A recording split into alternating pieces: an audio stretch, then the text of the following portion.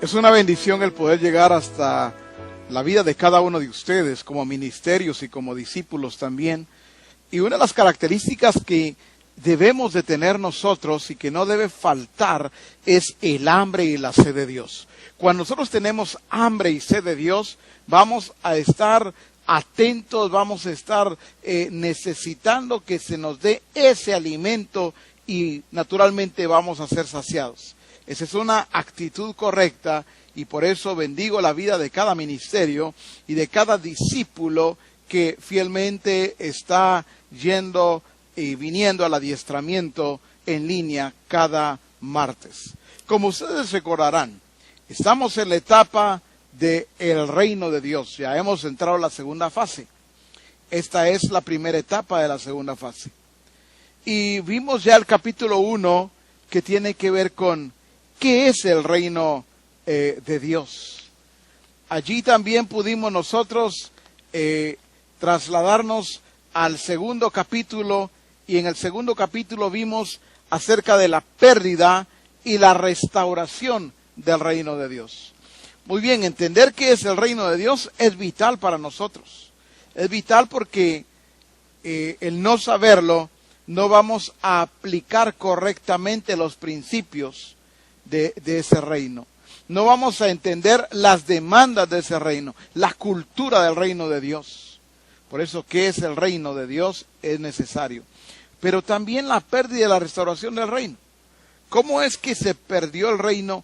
Pero también entender cómo el Señor vino a restaurar, vino el Señor a rescatar aquello que se había perdido y cómo el Señor devuelve y establece este reino nuevamente. Ahora nos corresponde el capítulo número 3. El capítulo 3 vamos a estar viendo acerca de ver el reino y entrar al reino. En el Evangelio de Juan capítulo 3 nos habla de un hombre llamado Nicodemo. Dice la Escritura, había un hombre de los fariseos que se llamaba Nicodemo, un principal entre los judíos. Cuando se habla de que era un principal, naturalmente era alguien que lideraba dentro de los judíos. Este vino a Jesús de noche y le dijo: Rabí, sabemos que has venido de Dios como maestro, porque nadie puede hacer estas señales que tú haces si no está Dios con él. Pero la respuesta de Jesús es sorprendente. Jesús no le dice: sí, así es, Nicodemo, me alegra que te hayas dado cuenta. No, Jesús le dice: de cierto te digo, que el que no naciere de nuevo no puede ver el reino de Dios. Nicodemo no solamente era un líder en aquel tiempo entre los judíos, porque vemos que más adelante Jesús le dice: si os he dicho cosas terrenales y no creéis, ¿cómo creeréis si os dijere las celestiales? Y en el verso 10 le dice, leí ahorita el verso 11 o 12, pero en el verso 10 dice: ¿eres tú maestro de Israel y no sabes esto? Naturalmente, Nicodemo no solamente es un líder en aquellos tiempos, solo para darme a entender. En el medio nuestro no usamos ya ese término, pero lo estoy explicando bajo el contexto del liderazgo que desarrollaba Nicodemo en aquellos tiempos. Jesús le dice: eres tú maestro. ¿Por qué esto es impresionante? Eres maestro de Israel. Porque Nicodemo, aunque lideraba, aunque era un maestro notable en aquellos tiempos, sin embargo, él no había nacido de nuevo. Y para ver el reino de Dios, es necesario nacer de nuevo. Veamos otra vez el verso 3. Respondió Jesús y le dijo, de cierto te digo, que el que no naciere de nuevo no puede ver el reino de Dios. No había forma, no había manera que Nicodemo pudiera ver el reino de Dios. Distingue a Jesús como un maestro, pero no como el Señor. ¿Por qué? Porque no podía ver el reino. No había nacido de nuevo. Por eso aquí no se trata de hablar bonito, no se trata de enseñar bonito, se trata de que nosotros hemos nacido de nuevo como ministerios. Se trata de que como discípulos todos hemos nacido de nuevo. Entonces cuando enseñamos no teoría, no palabrería, no historias. Presentamos al Señor de señores, al Rey de reyes. Mostramos el reino de Dios a través de nuestra vida. Por una sencilla razón, hemos nacido de nuevo. Llama poderosamente la atención que en el medio evangélico se tiene como una enseñanza el reino de Dios cuando nosotros muramos. Cuando muramos vamos a ir al cielo. A eso se refiere el reino de Dios. Así es como lo enseña la mayoría o el promedio de gente evangélica. Sin embargo, entendemos que el cielo es una consecuencia. Es una consecuencia de que hemos vivido bajo el señorío de Cristo. Por eso Jesús, recuerdan ustedes en Mateo 6, capítulo 6 y verso 10, Jesús dijo, hágase tu voluntad como en el cielo, así también en la tierra. Hágase tu voluntad como en el cielo, así también en la tierra. Naturalmente no estaba hablando de que al morirnos nosotros vamos al cielo. Como ya dije, esto será una consecuencia. Pero el reino de Dios es más que una experiencia religiosa. El reino de Dios es más que ser parte de una congregación. El reino de Dios tiene que ver entonces con los principios, tiene que ver con las leyes de ese reino, la cultura de ese reino, pero también con ver al Rey y Señor de ese reino. Hay dos experiencias que llaman poderosamente la atención y que tienen que ver con el reino. Tienen que ver con mirar al Rey de ese reino. Una experiencia es la que tiene el apóstol Pablo allá en Hechos capítulo 22, cuando él está relatando acerca de su conversión. El apóstol Pablo habla acerca de aquel discípulo llamado Ananías que va a orar por él. Y dice en Hechos 22 y verso 14, y él dijo, el Dios de nuestros padres te ha escogido para que conozcas su voluntad y veas al justo y oigas la voz de su boca. Esta fue la declaración que hizo el discípulo aquel llamado Ananías cuando puso sus manos sobre la vida de Saulo. Repitiendo esta parte, él le dijo, el Dios de nuestros padres te ha escogido para que conozcas su voluntad, para que veas al justo y oigas la voz de su boca. Naturalmente, esa experiencia que tuvo Saulo, esa experiencia que tuvo el apóstol Pablo, fue una experiencia sobrenatural, una experiencia extraordinaria. Bueno, le llamamos sobrenatural, aunque es lo natural de Dios. Por eso dice el verso que sigue, el verso 16, ahora pues, ¿por qué te detienes? Levántate y bautízate y lava tus pecados invocando su nombre. ¿Por qué? Porque aunque ustedes recordarán que el apóstol Pablo, cuando habla acerca de su testimonio, cuando el apóstol Pablo habla acerca de su trayectoria, el apóstol Pablo, él dice que es fariseo de fariseos. El apóstol Pablo no es cualquier persona, es alguien muy preparado. Sin embargo, esa preparación no bastaba. Él debía nacer de nuevo. Por eso le dice, ahora pues, ¿por qué te detienes? Le dijo el discípulo Ananías, levántate y bautízate y lava tus pecados. Le estaba hablando que terminara correctamente ese proceso que tenía que ver con el nuevo nacimiento. Pero le dijo, para que veas al justo.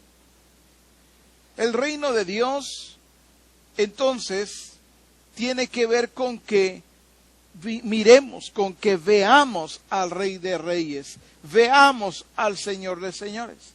La otra experiencia es la que vive el profeta Isaías. El profeta Isaías, recuerdan ustedes, que allá en el capítulo 6, él narra este acontecimiento que naturalmente marcó su vida. En el capítulo 6 dice, en el año que murió el rey Usías, vi yo al Señor sentado sobre un trono alto y sublime. Entonces, esa experiencia que relata el apóstol Pablo, la experiencia que relata Isaías, y aún dice Isaías, en el verso 5, entonces dije, ay de mí que soy muerto, porque siendo hombre inmundo de labios y habitando en medio de pueblo que tiene labios inmundos, han visto mis ojos al Rey Jehová de los ejércitos. No voy a enfocarme naturalmente acerca de el asunto de cómo él se miraba, cómo él estaba realmente siendo un hombre de labios inmundos, porque estoy resaltando el hecho de que el profeta Isaías dice, vi yo al Señor sentado sobre un trono alto y sublime. Es el mismo que dice también, mis ojos han visto al Rey Jehová de los ejércitos.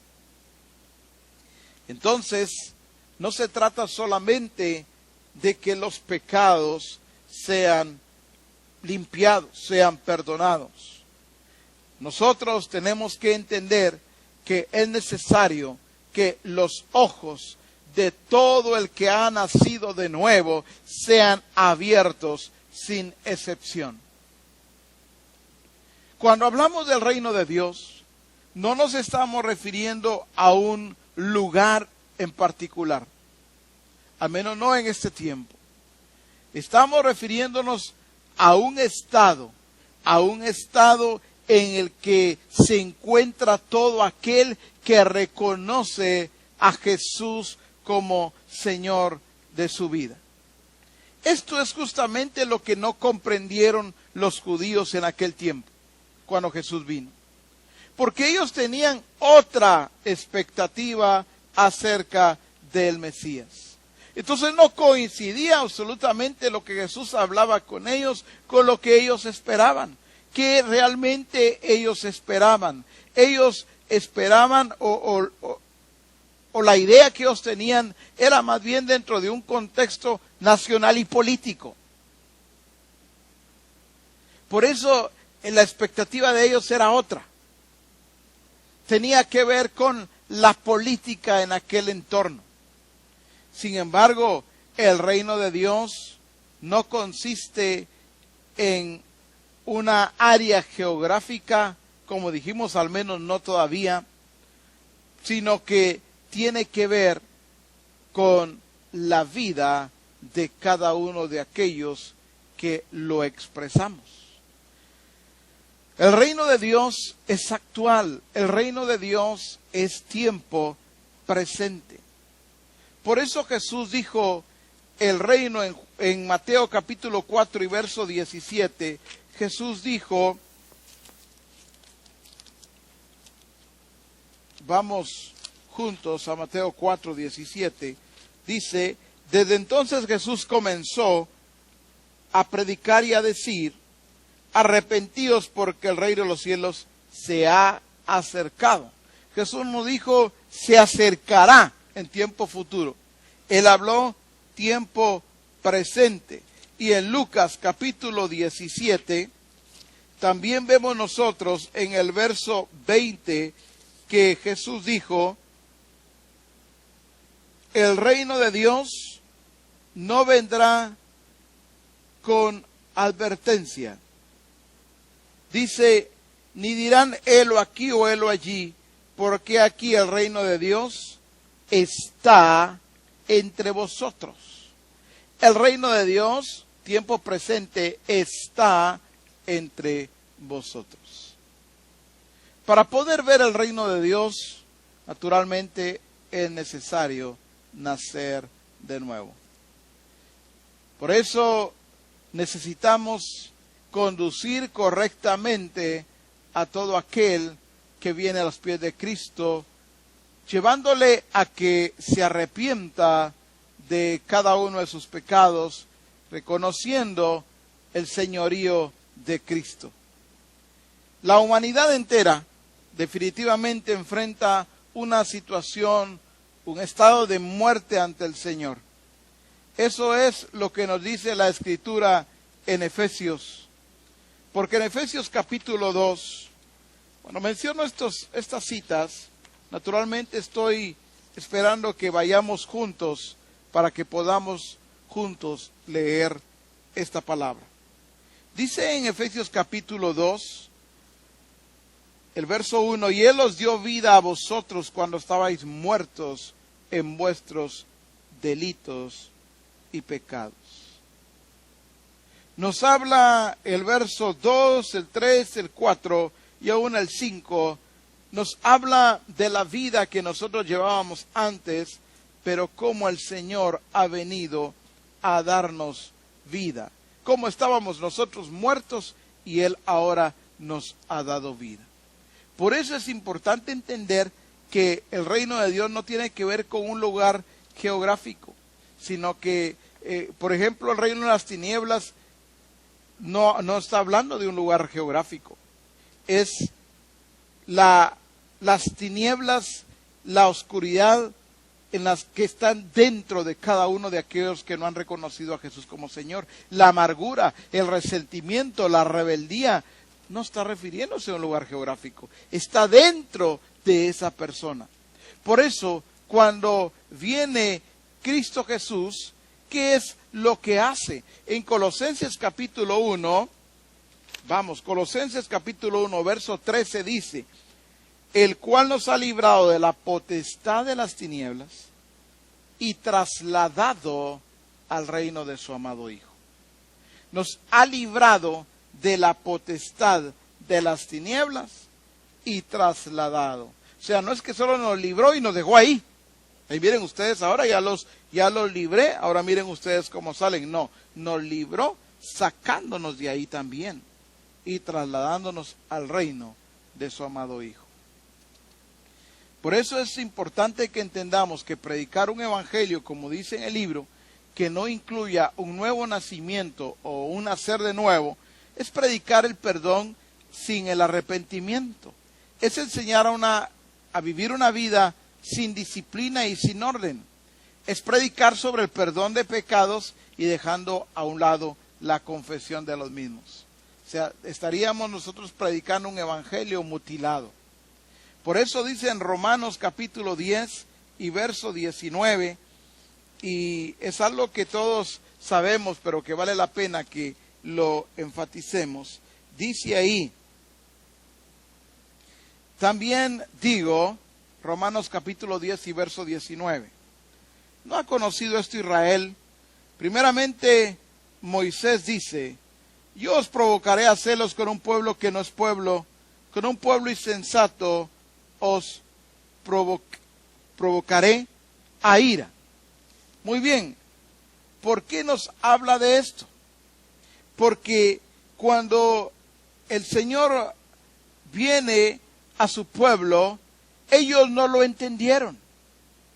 Ellos lo resistieron, lo rechazaron. Pero nosotros que hemos creído, le hemos creído a Él, no solo hemos creído en Él, le hemos creído a Él, hemos hecho lo que la Escritura dice. Allí mismo dice en el versículo 9, que si confesares con tu boca que Jesús es el Señor y creyeres en tu corazón que Dios le levantó de los muertos, serás salvo. Porque con el corazón se cree para justicia, pero con la boca se confiesa para salvación. El nuevo nacimiento naturalmente limpia, borra todo pecado y como resultado trae una conciencia limpia, como lo dice Hebreos 9:14. ¿Cómo dice allí? Hebreos 9:14 dice: ¿cuánto más la sangre de Cristo, el cual mediante el Espíritu Eterno se ofreció a sí mismo, sin mancha a Dios, limpiará vuestras conciencias de obras muertas para que sirváis al Dios vivo? A través del nuevo nacimiento, no solamente somos limpiados, se quebranta, sino que se quebranta el poder del pecado en nuestra vida, para que vivamos una vida limpia, una vida agradable, para que vivamos para Dios, sometiéndonos a su voluntad, sometiéndonos a su señorío. Por eso es que nosotros nos consideramos muertos al pecado. Allí mismo en Romanos capítulo 6 dice la Escritura acerca de lo que estamos hablando ahora mismo, de los pecados muertos. Dice Romanos capítulo 6 y verso 14: porque el pecado no se enseñoreará de vosotros, pues no estáis bajo la ley, sino bajo la gracia. El pecado no se enseñoreará de vosotros. Me llama mucho la atención porque el apóstol nos dice aún en el verso 11: así también vosotros considerados muertos al pecado, pero vivos para Dios en Jesús nuestro Señor. El nuevo nacimiento nos provee entonces tres cosas básicas: limpieza de nuestro pasado, poder para vivir el presente y promesas para el futuro. Termino esta parte resaltando nuevamente lo que nos provee también el nuevo nacimiento: limpieza de nuestro pasado, poder para vivir el presente y tres, promesas para el futuro. Eso es exactamente lo que el Señor dijo entonces allá en Ezequiel capítulo 36 y versos 25: esparciré sobre vosotros agua limpia, y seréis limpiados de todas vuestras inmundicias, y de todos vuestros ídolos os limpiaré. Os daré corazón nuevo, y pondré espíritu nuevo dentro de vosotros, y quitaré de vuestra carne el corazón de piedra, y os daré un corazón de carne. Esto exactamente es lo que acontece en el nuevo nacimiento. Veamos ahora entrar en el reino de Dios.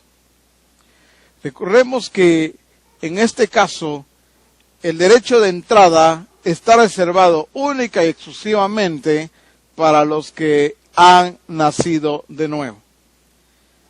Eso es lo que Jesús dijo allá en Juan, recuerdan ustedes, capítulo 3 y verso 3, que el que no naciere de nuevo no puede ver.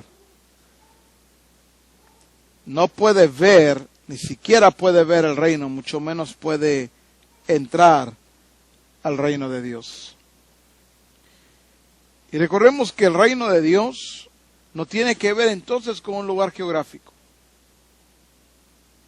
Por eso cuando Jesús dijo el reino de Dios entre vosotros estaba refiriendo a que el reino estaba llegando a ellos en la persona de Cristo Jesús. Únicamente podemos entrar en el reino de Dios cuando nos rendimos al gobierno de Dios, cuando nos sometemos a la soberanía de Dios. En Mateo capítulo 7 y verso 21 dice: no todo el que me dice Señor, Señor, entrará en el reino de los cielos, sino el que hace la voluntad de mi Padre que está en los cielos. Definitivamente no se trata solamente de decir Señor, sino se trata de someternos bajo su gobierno. Se trata de someternos bajo su señorío. Por eso tiene que ver con un cambio radical. Al cambiar de gobierno hay un cambio radical de conducta. Por eso los apóstoles comenzaron a hacer lo que Jesús había dicho en Mateo 28, 19. ¿Recuerdan ustedes? Id y haced discípulos a todas las naciones, bautizándoles en el nombre del Padre y del Hijo y del Espíritu Santo, y enseñándoles que guarden todas las cosas que os he mandado. Está hablando de un discipulado bajo el gobierno, bajo el señorío de Cristo Jesús, bajo el gobierno de su Santo Espíritu. Por eso es que cuando alguien nacía de nuevo, veía y entraba inmediatamente al reino de Dios, se sometía bajo el gobierno de Dios. La comunión era visible, era notoria. Todos se sumergían dentro de esa cultura del reino de Dios. La iglesia entonces aceptaba esa responsabilidad de velar por el desarrollo, el crecimiento de los nuevos discípulos que habían cambiado de gobierno. ¿Recuerdan ustedes cuando leímos Colosenses capítulo 1? Hay algo ahí que debemos de comprender plenamente cuando dice: el cual nos ha librado de la potestad de las tinieblas y trasladado al reino de su amado Hijo. Lo que está declarando el apóstol Pablo es que hemos cambiado de gobierno, el cual nos ha librado de la potestad de las tinieblas. Estábamos bajo ese gobierno, pero Él nos ha trasladado ya al reino de su amado Hijo. Es otro gobierno. Eso es lo que está diciendo el apóstol Pablo. Hemos cambiado de gobierno. Por eso el nuevo nacimiento no se debe de ver como un fin, sino como un principio.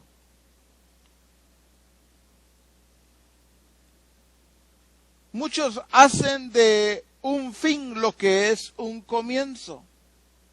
Es el nuevo nacimiento el que nos da acceso al reino de Dios. Es ahí, luego del nuevo nacimiento, donde comienza el proceso de transformación.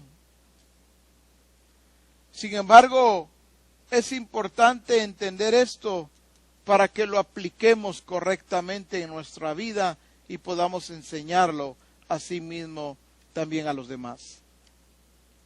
Hay barreras para no entrar en el reino.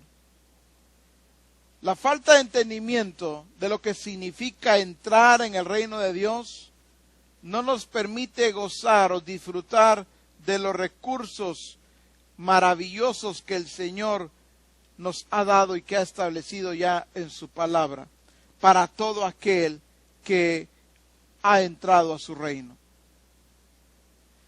Entonces, a pesar de tener a un Dios soberano, el poder de su Santo Espíritu y cada recurso como su palabra, el ignorar eso, el no entenderlo, nos conduce entonces a vivir una vida débil, una vida espiritual en donde se busca solamente migajas. Es lo que pasó con aquel hijo, ¿recuerdan ustedes el hijo menor en esa parábola? Él llega diciéndole al padre, ya no soy digno de ser llamado tu hijo, hazme como uno de tus jornaleros. El pan es para los hijos. Sin embargo, el no entender correctamente el estar en el reino de Dios, entrar en el reino de Dios, algunos podrían entonces esperar migajas cuando el Padre le ha provisto de pan. Hay recursos maravillosos para que los disfrutemos, pero tenemos que tener el entendimiento correcto de lo que significa entonces ver y entrar al reino de Dios. Ver el reino y entrar al reino es necesario entenderlo plenamente. Veamos básicamente 3 barreras para no entrar al reino de Dios. Una es no reconocerlo como Señor. Recordemos que leímos Mateo 7:21, no todo el que me dice Señor, Señor, entrará en el reino de los cielos. Una cosa es decirle Señor y otra cosa es mostrar con nuestra vida que estamos sometidos bajo su señorío. Estamos reconociendo verdaderamente su señorío. Entonces, no reconocer su señorío no permite que entremos al reino de Dios. No todo el que me dice Señor, Señor, entrará. Está refiriendo a todo aquel que no le ha reconocido verdaderamente como Señor. Termina diciendo, sino el que hace la voluntad de mi Padre. Es lo que hacemos, lo que dice cuánto nosotros le reconocemos a Él. No es lo que decimos. Muy importante resaltar eso. Sino el que hace la voluntad de mi Padre. El que hace la voluntad del Padre está mostrando ese reconocimiento del señorío de Cristo. Segunda barrera, no volverse como niño. En Mateo capítulo 18, dice en el verso 17, Mateo capítulo 18, perdón, el verso 3 dice,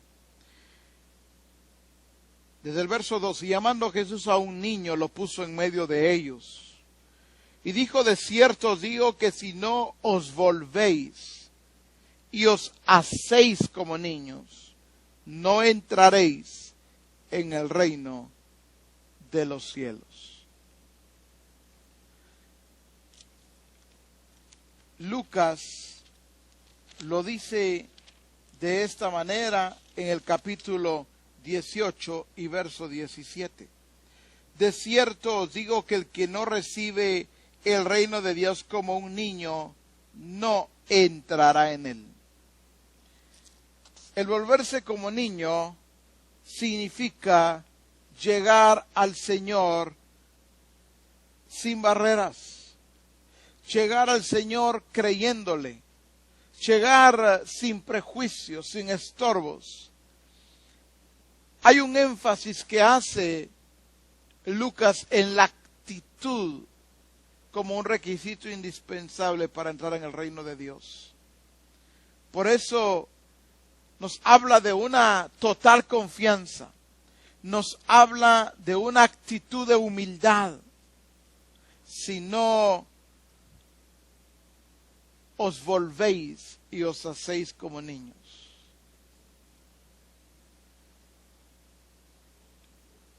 Entendamos bien esto. Se requiere de una actitud correcta también para entrar en el reino de Dios. Una actitud de sencillez, de humildad, de corazón, para entrar en el reino de Dios. Esto es indispensable. Nadie puede entrar con soberbia, con arrogancia, con orgullo, con altivez al reino de Dios. Por eso el ejemplo puso allí a un niño, el Señor, y dijo: si no os volvéis y os hacéis como niños, no entraréis en el reino de Dios o en el reino de los cielos. La tercera barrera, recordemos la primera, no reconocerlo como Señor. Definitivamente no podemos entrar al reino de Dios si no le reconocemos, si no reconocemos su señorío. 2, si no nos hacemos y volvemos como niños. Tiene que ver con la actitud de entrar al reino. Y 3, no aprender a depender del Señor. Veamos lo que dice Lucas capítulo 18 y versos 24 y 25. Al ver Jesús que se había entristecido mucho, dijo: cuán difícilmente entrarán en el reino de Dios los que tienen riquezas. Porque es más fácil pasar un camello por el ojo de una aguja que entrar un rico en el reino de Dios. Dios no está en contra de las riquezas. Dios no está en contra de los bienes. Dios no está en contra de lo que nosotros poseemos. Pero sí, naturalmente, estará siempre en contra y en desacuerdo de que dependamos de los bienes, de que dependamos de lo que poseemos, que dependamos de las riquezas. Porque definitivamente no se puede servir a dos señores. Por eso es importante que entendamos que Él como Señor, como amo, dueño, soberano, Él es nuestra dependencia. Dependemos de Él. No en sí de los bienes o de las riquezas. Por eso estas 3 barreras es importante entenderlas para aplicarlas correctamente en nuestra vida y para enseñarlas también en la vida de todo aquel que quiere ser un fiel discípulo del Señor. Todo aquel que sabe que va a entrar y todo aquel que ha entrado, porque es necesario entrar y permanecer dentro del reino de Dios. Oremos. Padre, muchas gracias por el entendimiento que tú nos das acerca de tu reino. La necesidad de ver tu reino, de verte a ti como Señor, como Rey de ese reino. Someternos a tu autoridad, reconociendo tu señorío, entendiendo que salimos de un gobierno, del gobierno de las tinieblas, porque tú nos libraste y nos sacaste de allí y nos trasladaste a un gobierno diferente. Nos trasladaste al reino de Dios, al reino de tu amado Hijo. Padre, gracias, porque se trata de ver, pero también de entrar. Entrar con la actitud correcta, permanecer con la actitud correcta, reconociéndote a ti como Señor, volviéndonos como y haciéndonos como niños, pero también dependiendo de ti como Rey y Señor.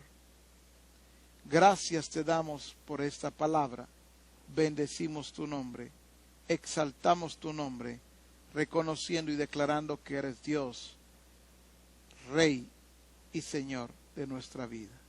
Amén. Es importante tener siempre los comentarios de ustedes. Los comentarios de ustedes no solamente nutren, sino también enriquecen, complementan aquello que venimos enseñando. Vienen a reforzar. He visto y leído los comentarios que hacen en este mismo medio como en los correos que hemos puesto ahí, el correo electrónico, y cuando he visto las diferentes preguntas o comentarios, me llama muchísimo la atención porque me permite y me deja ver el grado de entendimiento que están teniendo también. Por eso es necesario que preguntemos o que comentemos. Estamos abiertos una vez más, ahí están abajo de su pantalla apareciendo los 2 correos electrónicos para que ustedes lo hagan más detenidamente o más ampliamente también. Sin embargo, el que podamos participar ahora mismo de este recurso, aquí estamos a la espera, a la orden de escuchar sus comentarios y también de recibir sus preguntas. Gracias por saludarme.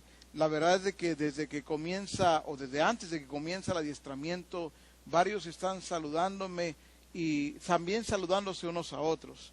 Esto es bueno, lo agradezco de verdad de todo corazón y espero que todos podamos ser edificados bajo el señorío de Cristo y bajo el gobierno del Espíritu Santo. Un abrazo para todos ustedes y hasta la próxima semana. Hasta pronto.